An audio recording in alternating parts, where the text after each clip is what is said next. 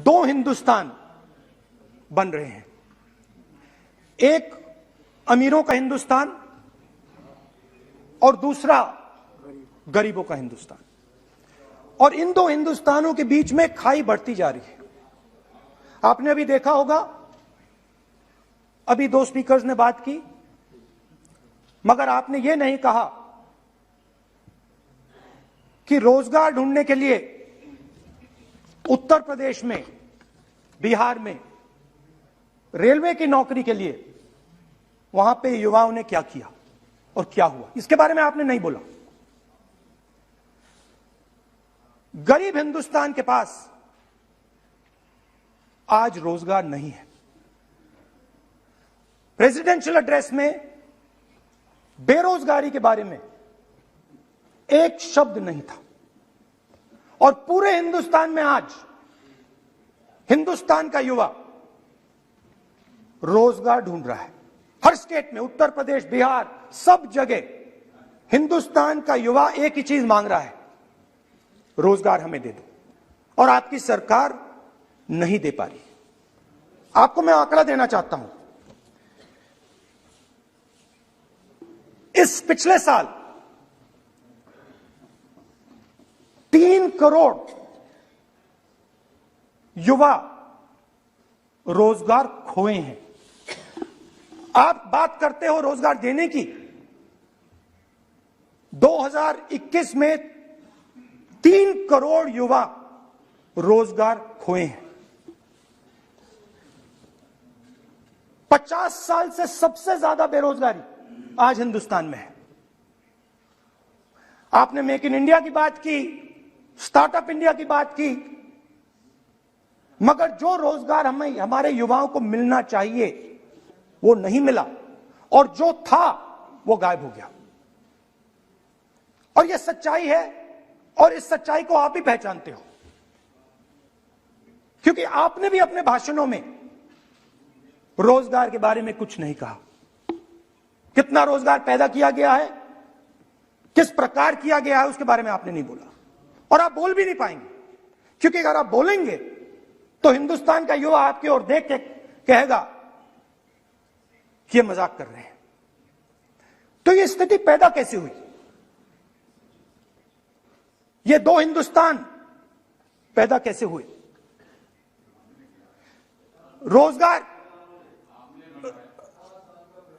रोजगार स्मॉल और medium industry और जो हमारा इनफॉर्मल सेक्टर है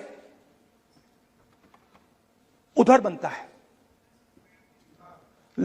लाखों करोड़ रुपया आपने उनसे छीनकर हिंदुस्तान के सबसे बड़े अरबपतियों को दिलवा दिया। आपने पिछले 7 साल में अनऑर्गेनाइज सेक्टर और स्मॉल और मीडियम इंडस्ट्री पर एक के बाद एक आक्रमण किया है।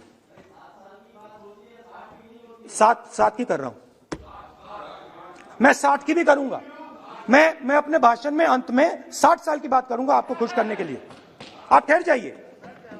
मगर असंगठित जो सेक्टर है उस पर आपने आक्रमण किया। कैसे किया? नोटबंदी, गलत जीएसटी और कोरोना के समय जो सपोर्ट उनको देना था आपने नहीं दिया। नतीजा क्या हुआ? नतीजा यह हुआ कि आज 84% हिंदुस्तान के लोगों की आमदनी घटी है और वो तेजी से गरीबी की ओर बढ़ रहे हैं। यूपीए की सरकार ने, आपने पूछा 60 साल की बात आपने कही, यूपीए की सरकार ने 23 करोड़ लोगों को गरीबी से निकाला था 10 साल में। हमारा आंकड़ा नहीं है, हमारा आंकड़ा नहीं है, हमारा आंकड़ा नहीं है। सब जानते हैं। आप हंसिए, हमारा आंकड़ा नहीं है, यह सच्चा आंकड़ा है। 27 करोड़ लोगों को हमने गरीबी से निकाला था और 23 करोड़ लोगों को आपने गरीबी में वापस डाल दिया।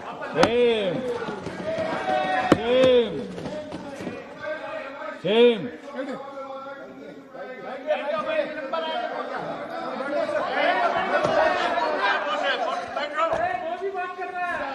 और हो क्या रहा है,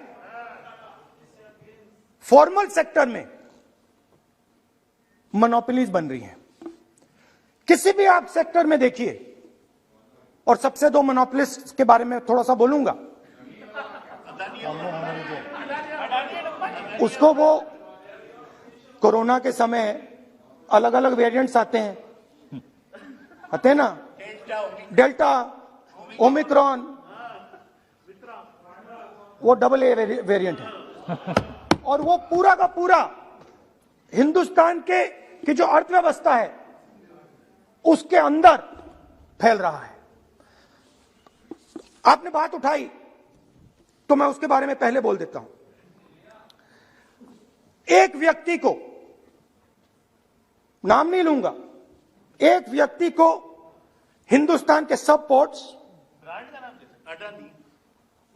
अडानी ब्रांड है वो, ब्रांड, हिंदुस्तान के सब पोर्ट्स, हिंदुस्तान के सब एयरपोर्ट,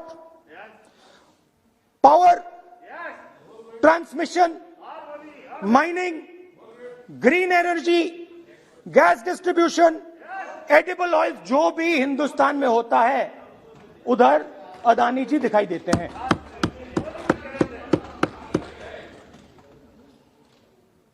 और दूसरी side Ambani ji petrochemicals, telecom, retail, e commerce में मोनोपोलियां। तो पूरा का पूरा धन जो है चुने हुए लोगों के हाथ में जा रहा है। और आपने जो असंगठित सेक्टर को खत्म किया, देखिए अगर आप इनफॉर्मल सेक्टर को खत्म कर देते और मैन्युफैक्चरिंग जॉब्स आप क्रिएट कर देते तो फिर इतनी प्रॉब्लम नहीं आती, फिर दो हिंदुस्तान नहीं बनते। मगर आपने क्या किया, आपने असंगठित सेक्टर को खत्म कर दिया।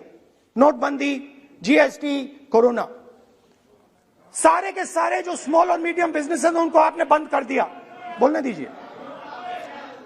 दीजिए, सारे के सारे जो स्मॉल एंड मीडियम इंडस्ट्री है आपने उसको खत्म कर दिया, नष्ट कर दिया। अगर आप उनकी मदद करते, उनको सपोर्ट देते तो फिर मैन्युफैक्चरिंग सेक्टर तैयार हो सकता था। मगर जो लोग आपका मैन्युफैक्चरिंग सेक्टर बना सकते थे उनको आपने खत्म कर दिया। तो आज हिंदुस्तान में आप मेड इन इंडिया की बात करते रहते हो। मेड इन इंडिया हो ही नहीं सकता। आज बात खत्म हो गई है, क्योंकि मेड इन इंडिया वाले हैं कौन? मेड इन इंडिया वाले स्मॉल मीडियम वाले हैं, उनको आपने खत्म कर दिया। मेड इन इंडिया वाले कौन है? असंगठित लोग हैं, उनको आपने खत्म कर दिया, हटा दिया, परे कर दिया। मेड इन इंडिया नहीं होने वाला है। अरे भाई, मेड इन इंडिया करने के लिए स्मॉल और मीडियम इंडस्ट्री को ही बड़ा करना पड़ेगा। बिना स्मॉल और मीडियम इंडस्ट्री को सपोर्ट दिए मेड इन इंडिया हो ही नहीं सकता है। और अगर आप पूछते हैं तो मैं आपको बताता हूं, मैन्युफैक्चरिंग जॉब्स की अगर हम बात करें तो मेरे पास आंकड़ा है यहां पे, पिछले 5 साल में मैन्युफैक्चरिंग जॉब्स 46% कम हुए हैं। 46% drop in manufacturing jobs in India. Why? Because you have destroyed the unorganized sector. Why? Because you have destroyed MSMEs. That is why you are focusing completely on 5 or 10 people. I don't have a problem with that. I don't have a problem with big industry. Focus on them. But please realize that they cannot produce jobs for you. Small and medium industry is the only people who can produce jobs for you. That is the reality. और हो क्या रहा है, दो हिंदुस्तान बन रहे हैं। आप यहां पे भाषण देते रहते हो, नया Hindustan, new India, make in India. और कौन से नारे हैं? Startup India. आप ये बोलते रहते हो और देश में बेरोजगारी फैलती जा रही है। और आप ये मत सोचिए कि ये जो गरीब हिंदुस्तान है जिसको आप बना रहे हैं, ये मत सोचिए कि ये चुप बैठा रहेगा। ये मत सोचिए कि ये चुप बैठा रहेगा, ये चुप नहीं बैठा रहेगा।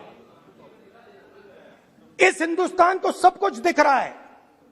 इस हिंदुस्तान को दिख रहा है कि आज, सुनिए, इन लोगों को दिख रहा है कि आज ये आंकड़ा, आप सुनिए, ये आपकी सरकार की देन है, ये आंकड़ा अच्छी तरह सुनिए। इस गरीब हिंदुस्तान को दिख रहा है कि आज हिंदुस्तान के 100 सबसे अमीर लोगों के पास हिंदुस्तान के 55 करोड़ लोगों से ज्यादा जायदाद है। बात समझिए, 10 लोगों के पास 40% हिंदुस्तान से ज्यादा धन है, 10 लोगों के पास। यह कैसे हुआ? यह आपने किया, यह नरेंद्र मोदी जी ने किया। यही न्यू इंडिया है। और तो मैं आपको एक सुझाव देता हूं, प्रधानमंत्री जी को आपको सुझाव देता हूं, ये जो दो आप हिंदुस्तान आप बना रहे हैं, इन दो हिंदुस्तानों को जोड़ने का काम जल्दी से शुरू कीजिए। स्मॉल एंड मीडियम इंडस्ट्रीज की मदद करना शुरू कीजिए। जो हमारे बेरोजगार युवाएं हैं उनकी मदद कीजिए। और ये जो आप पूरा का पूरा धन इन्हीं 5-10 लोगों को दे रहे हो, क्योंकि ये आपकी मार्केटिंग करते हैं, आपको टीवी, व्हाट्सएप, फेसबुक पे लगाते हैं, ये काम आप बंद कीजिए, नहीं तो देश का नुकसान होगा। आपका नहीं, देश का नुकसान होगा।